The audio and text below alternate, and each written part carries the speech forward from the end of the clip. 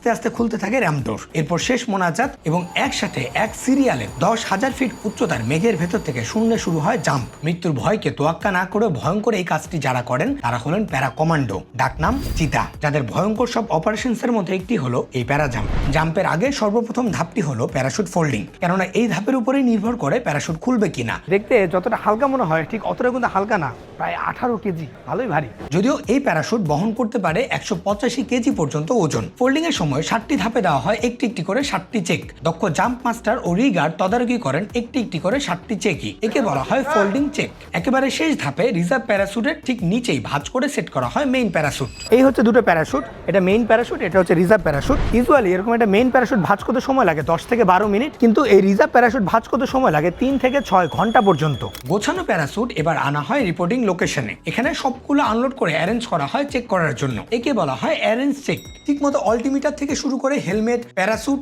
ও অন্যান্য ডিভাইস শরীরের সাথে সেট করার পর্বটা শেষ করে ফেলতে হয় এখানেই। এর পরপরই দেওয়া হয় আরেকটি চেক, একে বলা হয় ওয়ারিং চেক। মাঝে মাঝে কমান্ডোদের মনোবল বাড়াতে দেখতে আসেন ব্রিগেড কমান্ডার নিজেও। এমনকি গ্রাউন্ডের সর্বশেষ পরিস্থিতি সম্পর্কে পাথফাইন্ডার হিসেবেও ধারণা দেন তিনি। ফাইনালি তারা প্রস্তুত হলে শুরু হয় বিশেষ দোয়ার পর্ব, যেখানে আবারও মনে করিয়ে দেয় সৃষ্টিকর্তার প্রতি তাদের অগাধ বিশ্বাস এবং প্রমাণ করিয়ে দেয় তাদের শক্তিশালী ইমানি পরিচয়। দোয়া মোনাজাত শেষে কমান্ডোরা একে একে এগিয়ে যান এয়ারক্রাফটের দিকে। আজ এখানে এয়ারক্রাফট হিসেবে ব্যবহৃত হচ্ছে আর্মি এভিয়েশনের কাসা C-295W। অত্যাধুনিক এই উড়োজাহাজ বাংলাদেশ সেনাবাহিনীতে যুক্ত হয় 2017 সালে। তবে প্রয়োজন বা কাজের ভিন্নতা এবং ক্যাপাসিটির উপর নির্ভর করে এই এয়ারক্রাফট হয়ে থাকে বিভিন্ন সময়ে ভিন্ন ভিন্ন।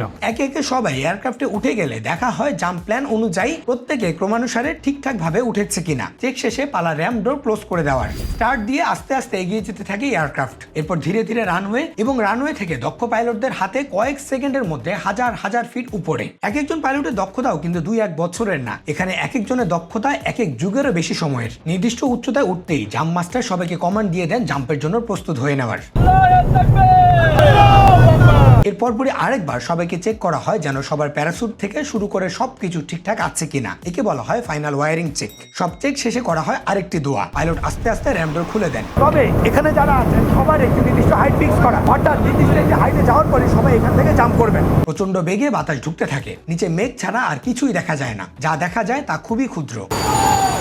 নির্দিষ্ট সময়ে বেজে ওঠে অ্যালার্ম। জাম্প মাস্টারের ফাইনালে গো কমান্ডে একে একে আল্লাহু আকবার বলে জাম্প করা শুরু হয় প্রত্যেক কমান্ডোর। পাতলা তুলার মতো ভাসতে থাকেন এক একজন। বাতাসে প্রচন্ড বেগে মাটিতে পড়তে থাকেন সবাই। ফ্রি ফলের এ পর্যায়ে বিভিন্ন কায়দায় এক একজন কমান্ডো প্রচন্ড স্পিডের মধ্যেই কন্ট্রোল করতে থাকেন নিজেকে। ভয়ঙ্কর এই মুহূর্তে নিজের প্রতিটি ইন্দ্রিয় সজাগ রাখতে হয় প্রতিটি সেকেন্ডেই। এর মধ্যেই মাঝ আকাশে খুলতে হয় প্যারাশুট। যাদের ফ্রি ফায়ার খেলতে খেলতে অভ্যস্ত তাদের জন্য নিচ থেকে দেখতে এই দৃশ্য বেশ পরিচিত লাগে। ওনাদেরকে দেখে খুব কাছ থেকে জাম্প করছে মনে হলো। এক একজন জাম্প করছেন 10 থেকে 12,000 ফিট উপরে উচ্চতা থেকে। কমান্ডোরা তাদের বহুদিনের দক্ষতায় নিরাপদে একে একে ল্যান্ড করেন মাটিতে এবং নামার সাথে সাথেই প্রাথমিকভাবে গুছিয়ে ফেলতে হয় প্যারাশুট। আর এভাবেই নিজের জীবন বাজি রেখে শেষ হয় একজন সাহসী কমান্ডোর জাম্প, যা কাজে দেয় শত্রুর আস্তানার ভিতরে নীরবে প্রবেশ সহ দুর্গম ও আত্মঘাতী নানা স্থানে পৌঁছানোর।